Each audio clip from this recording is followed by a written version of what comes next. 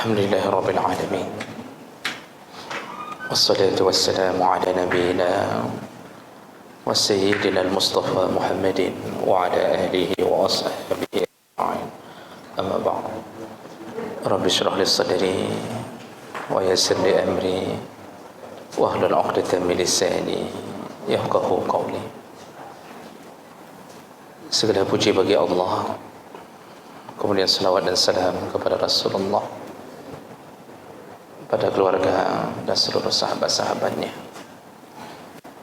Bapak Ibu jamaah salat maghrib dan isya yang Allah muliakan, insyaAllah, di pertemuan yang lalu kita sudah membahas beberapa masalah khusus tentang seputar masalah imam.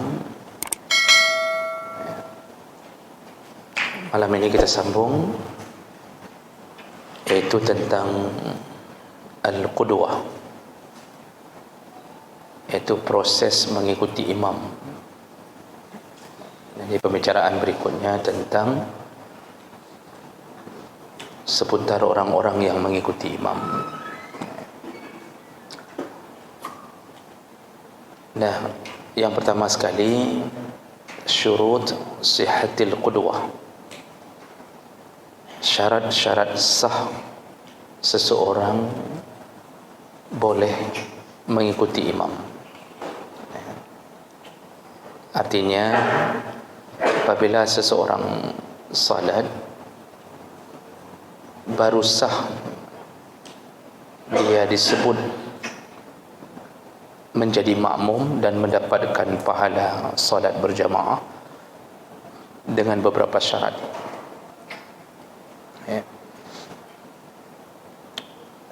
Dan ini dikumpulkan dalam mazhab Syafi'i dalam kitab Mughnil Muhtaj.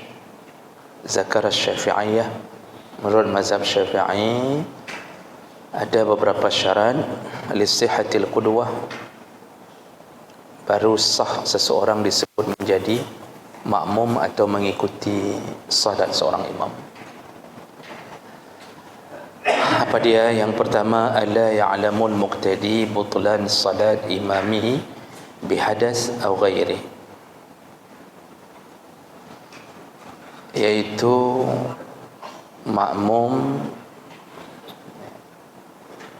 tidak mengetahui tentang batalnya salat imam, baik karena hadas maupun selain hadas.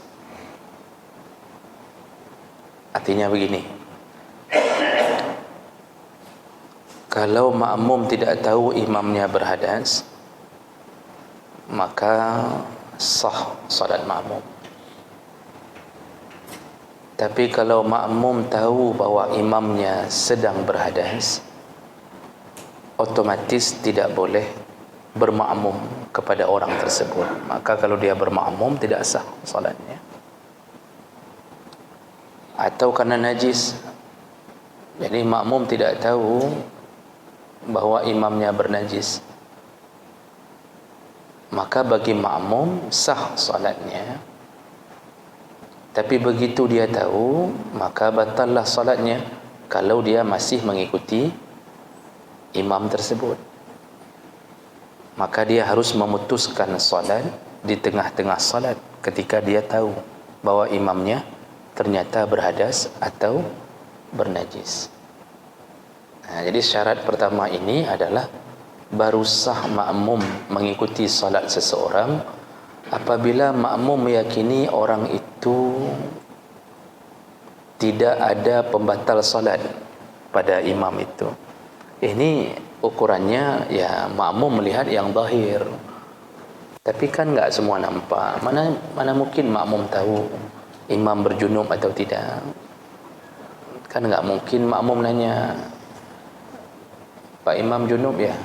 Enggak mungkin. Tapi ternyata imam berjunub atau lupa mandi junub, bagi makmum tetap sah selama dia tidak tahu. Yang tidak sah siapa? Salat imamnya. Yang wajib ulang imam. makmum kalau ketahuannya setelah solat tidak wajib ulang, karena selama solat dalam keyakinan dia imam aman.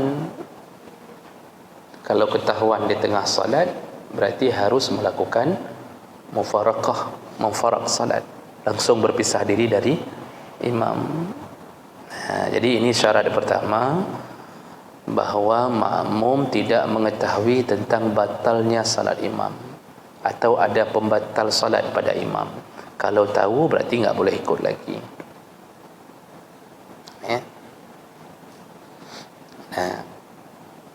Ini syarat pertama, baru sah mengikuti seorang imam. Syarat berikutnya, alla ya'taqida wujuba qada'is salah ka muqimin tayammama li faqdi ma'in bi mahallin yaghlibu fihi wujudahu. Yaitu makmum tidak mengikuti mengikuti imam yang dia yakin bukan orang yang wajib qada, wajib mengulang solat. Contoh seperti mengikuti seorang imam yang mukim yang solat dengan tayammum. Jadi kita datang ke satu masjid, kebetulan di kampung itu sedang enggak ada air, listrik mati, air enggak ada. Akhirnya imam bertayammum, lalu kita datang mengikuti dia. Kalau kita tidak tahu bahawa dia bertayammum, tidak mengapa. Masalahnya kita tahu bahawa imamnya tidak berwuduk, hanya dengan tayammum. Yang dalam konsekuensi tayammum, kalau keluar air wajib membatalkan salat dan mengulang salat, karena tayammum itu kan cuma pengganti sementara. Jadi begitu misal di tengah salat keluar air, wajib ulang, wajib berwuduk, karena sudah ada alat untuk berwuduk yang asli. Nah, si makmum tidak boleh berimam kepada imam yang dia yakin kalau keluar air dia harus ulang salatnya. Nah, itu maksudnya. Jadi dia harus yakin imam itu bukan golongan yang wajib ulang salat. Jadi ya imam aman posisinya, baru makmum boleh ikut. Kenapa disebut mukim? Karena kalau musafir tidak bermasalah. Musafir dengan tayamumnya enggak perlu ulang. Kalau sudah selesai solat enggak perlu ulang, karena dia dalam perjalanan. Tapi kalau dengan imam yang mukim yang bertayamum, maka makmum tidak boleh mengikutinya, karena dia yakin nanti imam akan mengulang solat dengan keluarnya air. Gitu. Itu syarat kedua. Jadi kalau kita bahasakan dengan bahasa sederhana, harus meyakini imam bukan orang yang wajib ulang solat. Syarat ketiga, alla yakuna ma'muman. Imam itu bukan sedang menjadi makmum. Si imam bukan sedang menjadi makmum. Fala tasihu qudwatan bimuqtadin fi hali qudwatihi li'annahu tabi'un li ghairihi yulhiquhu sahwa. Jadi tidak sah seseorang mengikuti orang yang sedang bermakmum kepada orang lain. Ini contohnya begini. Kita sama-sama sedang solat, tiba-tiba ada orang masbuk.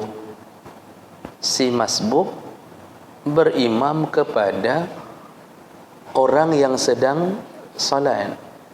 Yang orang itu pun sedang berimam, sedang bermakmum kepada imam yang di depan. Jadi si masbuk niatnya mengikuti salah seorang dari solat bersama imam lain. Jadi belum putus dia dengan imam itu. Ini enggak boleh. Baru boleh syaratnya seorang imam itu bukan posisi sedang jadi makmum. Jadi kalau mau mengikuti orang, pastikan dia bukan sedang jadi makmum dengan cara dia sudah selesai mengikuti imam. Nah, makanya kita yang masbuk dalam mazhab Syafi'i dibolehkan mengikuti salah seorang dari makmum yang sedang melengkapkan salatnya. Ini sudah putus nih, imam sudah salam, ya, imam sudah salam. Ketika sudah salam, itu sudah putus hubungan dengan makmum. Kan saya sudah pernah bilang bahwa kita ini berhubungan dengan imam wajib taat mulai dari takbiratul ihram sampai salamnya imam. Itu hubungan taat kepada pemimpin. Selesai salam itu enggak wajib. Nah, jadi misal ada orang yang tidak mengikuti zikirnya imam, apakah itu dianggap tidak beradab, atau apakah dianggap berdosa, atau dianggap tidak taat pada imam? Itu enggak ada urusan lagi. Setelah saya salam, yang zikir sendiri silahkan, yang mau berzikir bersama imam silahkan. Jadi enggak ada urusan sampai ditegur, hana kamu zikir dengan imam ke usahanya, kurang ajar. Ini enggak ada itu. Itu enggak ada urusan tu. Itu habis salat salam, itu kita udah bebas dari imam. Ketika dianggap sudah bebas, lalu ada orang masbuk, bukan masbuk pun, udah habis salat, baru datang dia, lalu dia mengikuti salah seorang dari makmum yang sedang menyelesaikan salat. Jadi si makmum yang sedang salat itu masbuk juga, dia masbuk. Jadi dia sedang melengkapkan salatnya, lalu diikuti oleh orang yang baru datang. Boleh tidak? Boleh. Syaratnya karena dia bukan lagi jadi makmum sesuatu.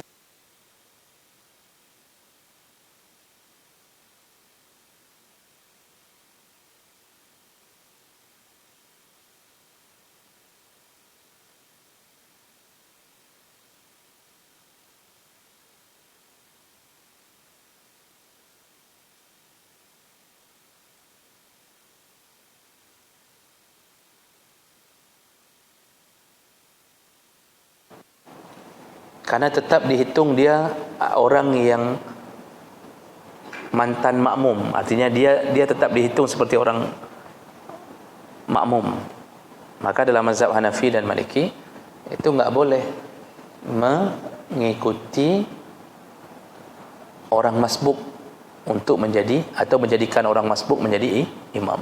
Dalam mazhab Syafi'i boleh, karena dalam pandangan mazhab Syafi'i sudah selesai salat antara imam dengan makmum, sudah putus. Jadi orang itu sudah lepas itu, sudah berdiri sendiri, lalu kita mengikutinya, dibolehkan, ya. Namun dalam proses untuk menjadikan seorang masbuk menjadi imam, Allahu alam, saya belum pernah dapat bacaan, tapi saya tidak mengatakan tidak ada, tapi belum pernah saya dapat. Mungkin ada yang lebih luas bacaannya, mungkin dapat. Saya belum pernah dapat bacaan kalau ada orang masbuk yang kita ingin jadikan dia jadi imam, kita disuruh beri kode dengan mencukisnya. Jadi kita datang, kita cukih bahu je, atau kita kasih kode di bahu dia. Itu saya belum pernah dapat tentang suruhan seperti itu, ya. Malah orang yang salat mencukihnya bukan pada hal-hal mudarat, itu bisa mengganggu orang yang salat itu. Ini masbuk kita ni sedang berdiri, tiba-tiba ada yang cukih. Kalau kita bisa maklum, kalau kita enggak bisa maklum, mungkin kita latah atau refleks, mungkin kita akan benar. Kita akan tanya begitu. Kita akan tanya begitu, ada apa ni? Ada apa nanti? Atau kita merasa terganggu ni. Caranya sebenarnya kita dengan mengikuti orang masbuk untuk kita jadi, sudah ada bahwa kita akan jadikan dia sebagai imam. Apalagi kita kemudian memperdengarkan takbir. Ketika dia takbir, kita takbir, Allahu Akbar. Dia sudah tahu ni ada yang ikut di belakang. Nah, apakah dia perlu merubah niatnya menjadi imam? Ni masbuk ni kan tadi salat sendiri, lalu terdengar kode ada orang yang ikut. apakah si masbuk ini perlu merubah niat menjadi imam? Bolehkah merubah niat di tengah jalan? Selalu gitu kan, langsung dia berubah niat, jadi imam lah. Begitu enggak? Bapak Ibu, berniat jadi imam itu tidak diwajibkan, terutama dalam mazhab Syafi'i. Berniat jadi imam itu hanya sunnah. Imam enggak berniat jadi imam pun tetap posisinya adalah imam, karena otomatis dia diikuti. Tapi makmum wajib berniat makmum, karena berdiri di belakang seseorang belum tentu menjadi makmum. Pas posisinya belakang orang, apakah dengan berdiri di belakang orang kita sudah pasti jadi makmum? Tidak, bisa jadi pas kita berdiri pas belakang orang, tapi kita salat sendiri, dia salat sendiri. Maka yang menentukan kita jadi makmum atau tidak adalah niat. Makanya diwajibkan, makmum tu wajib niat makmuman. Maka ni kita ni yang salat jamaah, dipertegas dalam mazhab Syafi'i wajib berniat makmuman, karena kita harus mempertegas diri ikut imam atau salat sendiri. Bisa jadi kita berdiri di belakang imam tapi enggak ikut imam. Buktinya waktu kita melakukan mufaraqah, berpisah dari imam, juga perlu niat. Berarti kita sudah nyokal lebih nak ikut le kan begitu mufaraqah itu, maksudnya saya enggak ikut lagi, saya sudah lepas. Berarti perlu niat juga. Maka untuk memproklamirkan diri kita bahwa kita ikut mengikuti dia, itu dibutuhkan niat. Makanya makmum wajib berniat makmuman. Tapi imam tidak wajib berniat imam, karena dia orang yang diikuti secara otomatis. Dengan diikuti dia otomatis menjadi imam. Cuma sunnah berniat menjadi imam untuk menyempurnakan pahala jamaah bagi imam tersebut. Jadi ini syarat ketiga baru sah disebut bermakmum atau berqudwah, mengikuti seseorang, iaitu orang yang kita ikuti bukan posisinya sedang menjadi makmum. Jadi harus lepas dulu dia jadi dari makmum, baru kita boleh ikuti. Baik. Syarat ketiga, syarat keempat, alla yakuna mashkukan fi kaunihi imaman atau ma'muman. Fa in syakka lam yasih iktida'uhu bihi. Kita harus benar-benar yakin tentang posisi si orang yang kita ikuti. Kalau tadi enggak boleh posisinya jadi makmum, sekarang yang mau dibilang adalah enggak boleh ragu-ragu. Ini orang ni makmum apa imam ni, misal begitu. Jadi yang dipermasalahkan di sini adalah keraguan-raguan menyebabkan enggak boleh ikut berimam ke orang itu. Keraguan-raguan yang muncul ni, kita lihat seseorang gerakannya mirip dengan orang di depan, tapi dia enggak mengikuti takbir orang depan, lalu terjadi keraguan-raguan, kita mau jadikan dia jadi imam, terjadi keraguan-raguan, ni imam apa dia ni jadi makmum atau apa ni, misal kita. Keraguan-raguan itulah yang menyebabkan enggak boleh berqudwah, enggak boleh mengikuti orang tersebut. Jadi harus benar-benar yakin orang itu bukan posisi sedang menjadi makmum. Jadi ini yang dipermasalahkan adalah enggak boleh ada keraguan dalam masalah itu, baru boleh kita jadikan imam. Syarat kelima, alla yakuna ummiyan. Imam yang waktu kita mengikuti seseorang, orang itu bukan orang yang ummi. Bukan orang yang ummi. Apa itu orang ummi? Yaitu buta huruf, yang tidak mengerti baca tulis. Jadi enggak, imamnya ummi, yaitu la yuhsinu harfan min al-Fatihah. Bahkan Al-Fatihah pun ada huruf-huruf yang dia tidak bisa baca sempurna. Au yakhillu bitasjdidatin minha, atau bahkan dia tidak bisa mentasydidkan huruf. illa iza iktada bihi misluh, kecuali diikuti oleh orang yang sesama ummi. Jadi kita kalau ikut seseorang itu sebenarnya harus lihat orang juga. Enggak boleh kita mengikuti imam yang ummi yang enggak bisa baca Quran. Pengucapan Al-Fatihah huruf-hurufnya banyak salah. Karena Al-Fatihah itu sakral.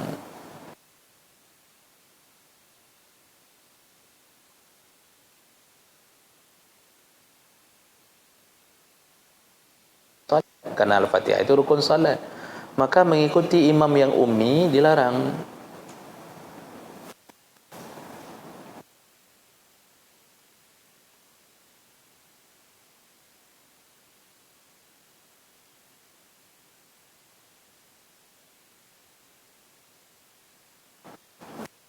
Hancur.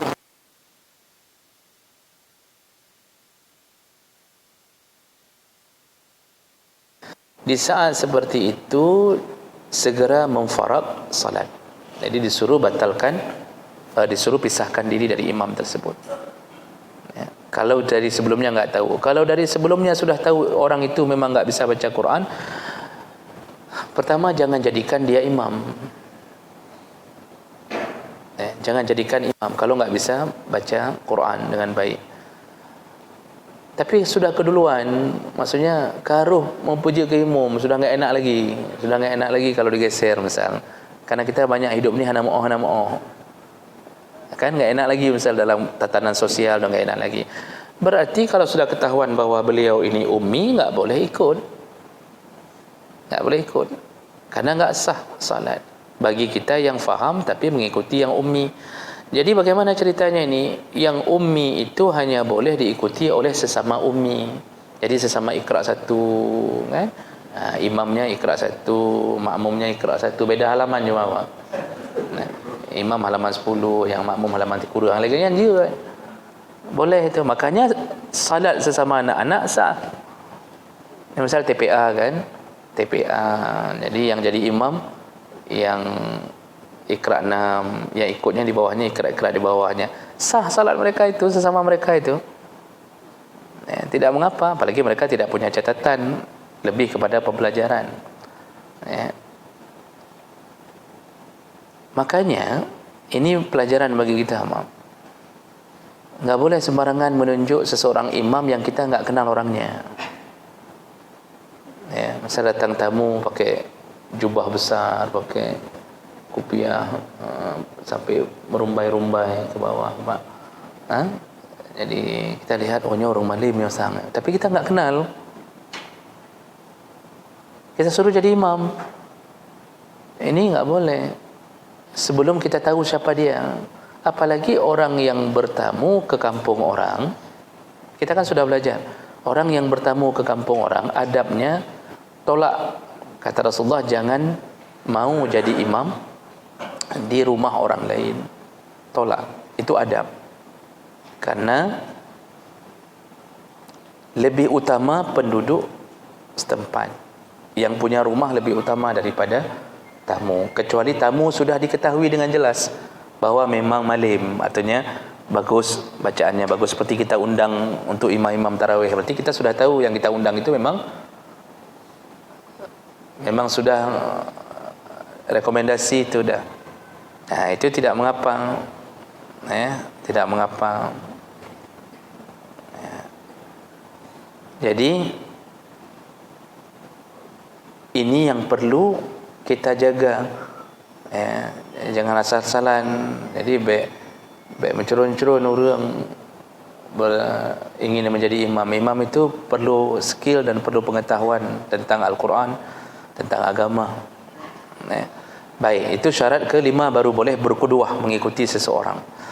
Syarat yang ke-6, alla yaqtadi ar-rajul bil mar'ah. Seseorang itu jangan sampai seorang laki-laki berimam kepada perempuan.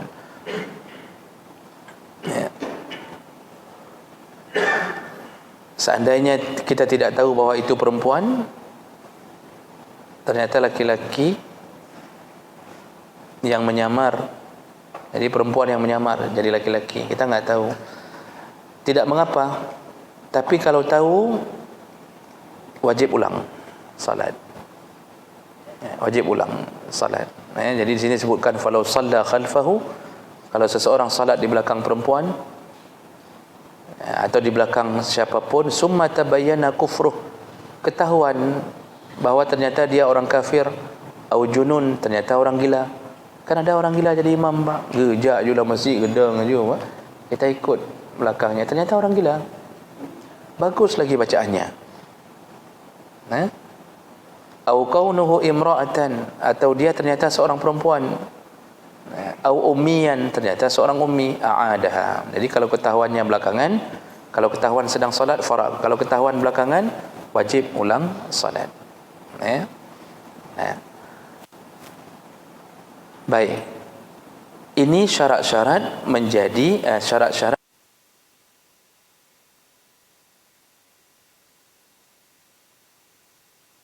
makmum ni harus yakin benar bahwa dia sedang mengikuti imam yang layak dan sah salat. Baik. Itu seputar masalah syarat sah mengikuti seorang imam. Satu permasalahan lagi. Berikutnya, niyatul mufaraqah al-imam wa qat'ul qudwah, iaitu tentang masalah tidak lagi mengikuti imam. Seputar masalah ini. Jadi masalah faraq salat ini maksudnya adalah seseorang memisahkan diri dari jamaah. Jadi dia berniat tidak lagi mengikuti imam.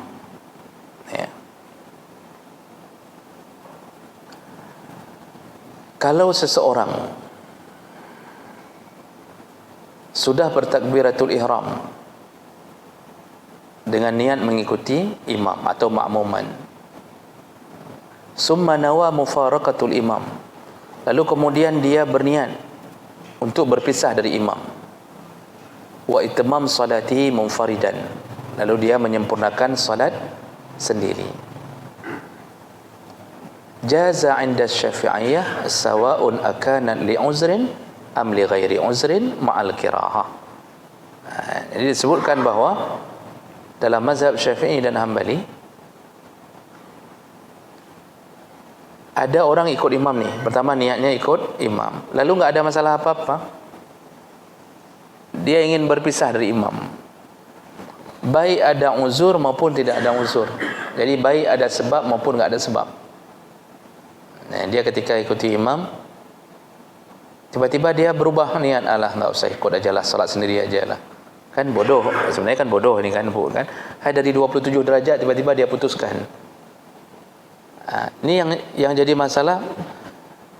Kalau uzur dimaklumi, kalau ada uzur, nanti uzurnya macam-macam, karena imam begini, terjadi begini, macam-macam, itu wajar memisahkan diri dari imam. Sekarang kalau enggak ada uzur, suka-suka aja, pertama ikut imam, lalu pas 2 rakaat lalu ikut li, langsung dia berniat mufaraqah, tidak lagi mengikuti imam.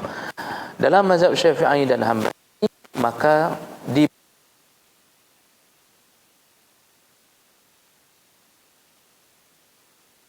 kan, artinya berpisah dari imam kapanpun suka-suka makmum boleh, tapi makruh bagi yang tidak ada uzur, enggak ada sebab, makruh. Jadi dari jamaah keluar menjadi salat sendiri dengan niat, dia tetap berdiri di situ tapi dengan niat, dibolehkan. Kan dia enggak membatalkan salat, dia cuma membatalkan niat berjamaah, dibolehkan. Namun makruh kalau tidak ada uzur. Hana tapu, bengehan, tapuhan, enggak ada pun dia dapatkan sesuatu dari imam yang menyebabkan batal, tiba-tiba dia langsung memisahkan, dibolehkan, namun dia kehilangan pahala salat berjamaah.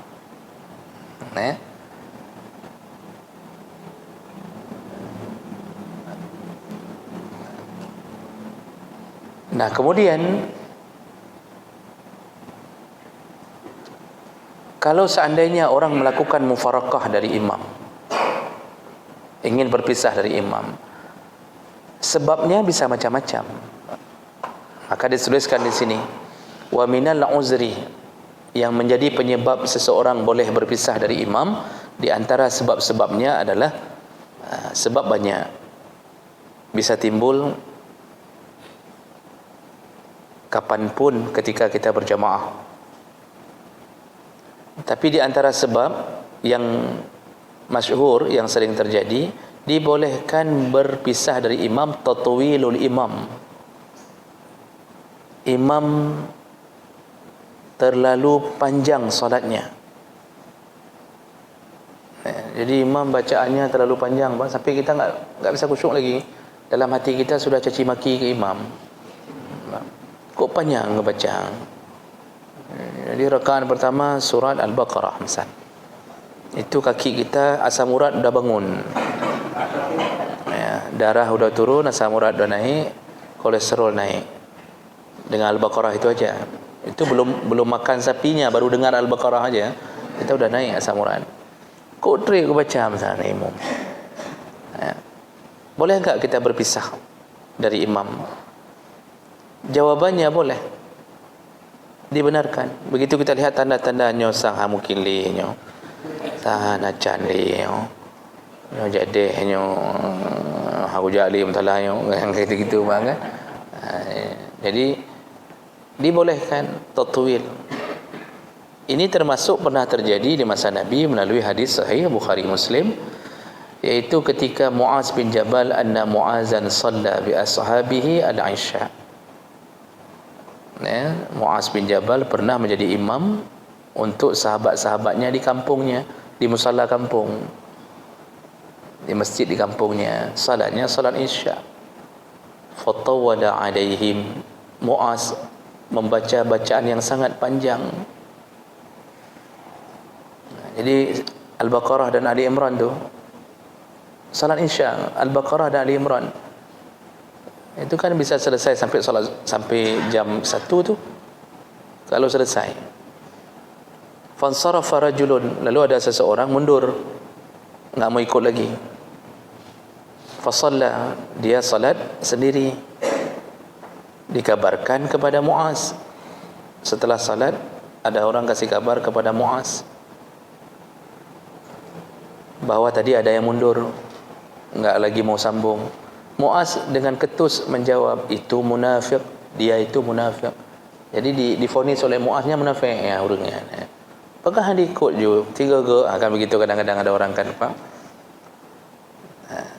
Lalu dilaporkanlah bahasa itu ke Nabi. Jadi orang itu sudah tahu Muaz mengatakannya munafik, dilaporkan Nabi. Nabi memanggil Muaz. Summa atan Nabi sallallahu alaihi wasallam.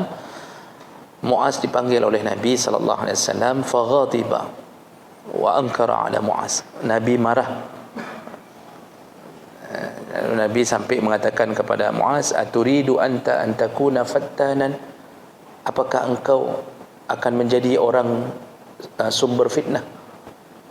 Jadi Nabi marahnya ke imam, ke Muaz. Nah, di situ Nabi menasihati, kalau jadi imam itu insya itu cukup bacaannya yang sebanding dengan at-takwir al-ghasyiyah. Jadi bacaannya model-model hal ataka hadisul ghasyiyah. Itu ukuran bacaan salat isya. Kan satu halaman tu, al-ghasyiyah satu halaman, at-takwir satu halaman. Model-model begitu, Pak. Itu ukurannya. Jadi awal-awal juz 30 itu ukuran salat isya. Satu rakaat itu panjangnya yang dianggap normal. Jadi begitu Nabi ajarkan kepada Muaz. Jadi ini orang yang tadi yang mundur itu ternyata enggak dipermasalahkan sama Nabi, malah Muaz yang dimarahi. Makanya kalau imam terlalu panjang, misal kita enggak sanggup lagi, dibolehkan memfaraq salat. Boleh. Kita langsung berniat tidak ikut imam lagi. Jadi niat itu enggak ada bahasa khusus.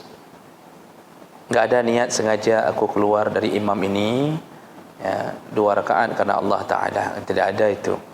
Atau tersisa 3 rakaat lagi, ya Allah mohon maaf ya Allah. Ya. pakai maaf ya Allah, dia enggak ada. Bersit aja dalam hati, berpisah dari imam. Saya berpisah dari imam, itu sudah memfaraq salatnya, tidak lagi ikut imam. Nah, cuma kekurangannya apa? Kalau kejadian itu terjadi bukan karena kesalahan imam, maka kita kehilangan pahala jamaah. Tapi kalau terjadi karena kesalahan imam, kita tetap dapat pahala jamaah. Misal kita tahu tiba-tiba di kaki imam terlihat najis, dan imam sudah diperingatkan tapi enggak mundur, misalnya begitu kan, berarti ada kesalahan pada imam. Sedangkan kita dari tadi memang ikut imam, lalu kita memfaraq, kita tetap dapat pahala jamaah, karena bukan kita yang melakukan kesalahan itu. Nah, jadi itu di antara contoh uzur yang boleh berpisah dari imam karena imam terlalu panjang bacaannya. Atau tarkuhu sunnah maqsudah, atau imam meninggalkan sunnah-sunnah yang kuat, sunnah yang memang kuat. Contohnya meninggalkan tasyahud awal. Sengaja imam meninggalkan tasyahud awal dengan sengaja, bukan lupa. Kalau lupa kita tetap ikut imam, nanti sujud sahwi di belakang. Jadi imam sengaja meninggalkannya, artinya sudah berulang-ulang begitu misal. Karena mungkin imam belajarnya begini, karena tasyahud awal dianggap sunnah, sengaja hanya kedua, bedah haji rakaat ketiga misalkan. Kita lihat ini sudah sengaja ni, maka dibolehkan kita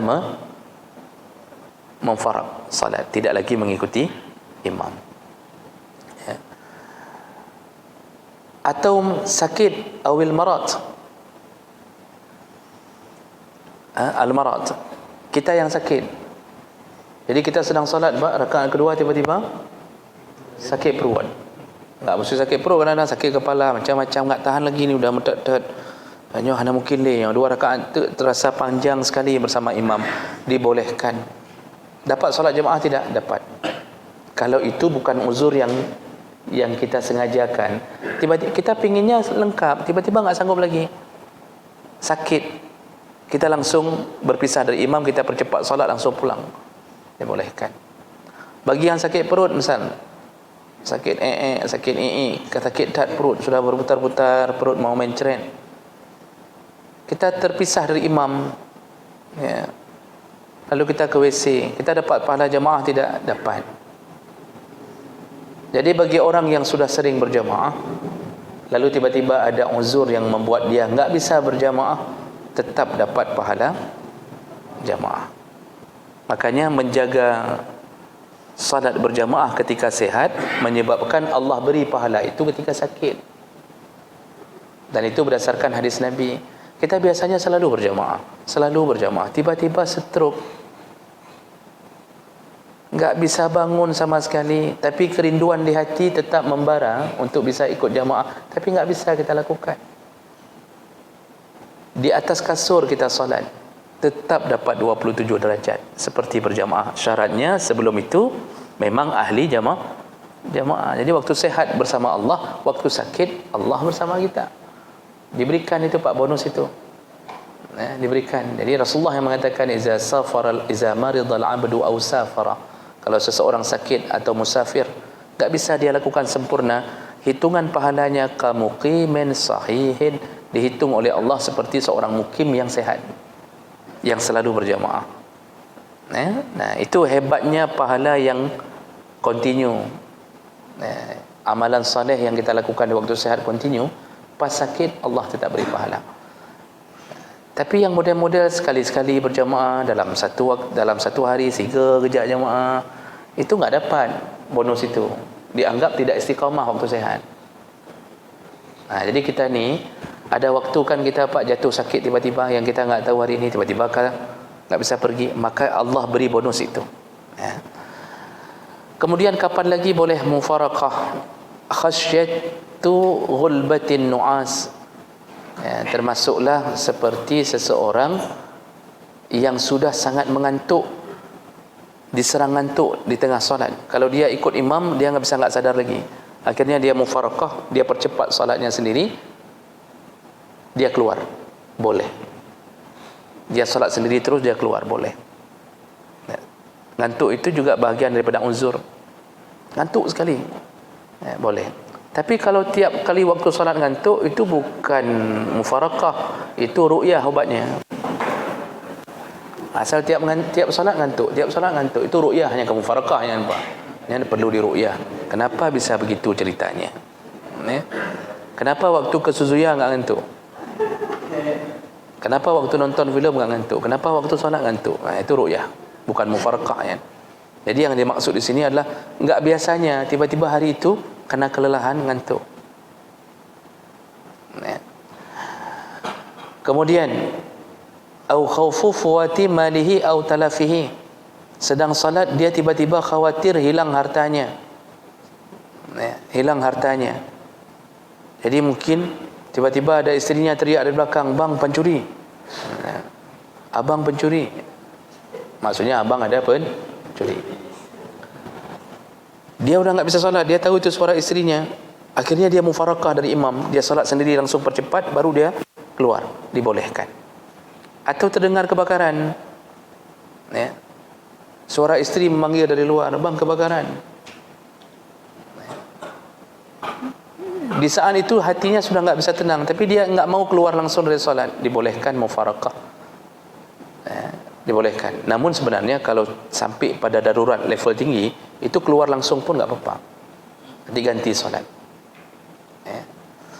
Au fuwatu rifqatihi, atau dia kehilangan orang yang dibawa atau anaknya. Dia sedang solat tiba-tiba nak mohon oleh anak. Tadi bawa anak.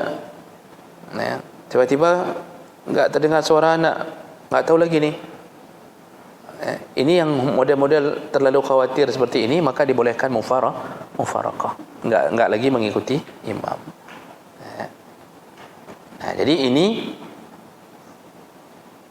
contoh-contoh dibolehkan melakukan perpisahan dengan imam. Ya, baik. Ini pengetahuan kita tentang masalah mufarakah.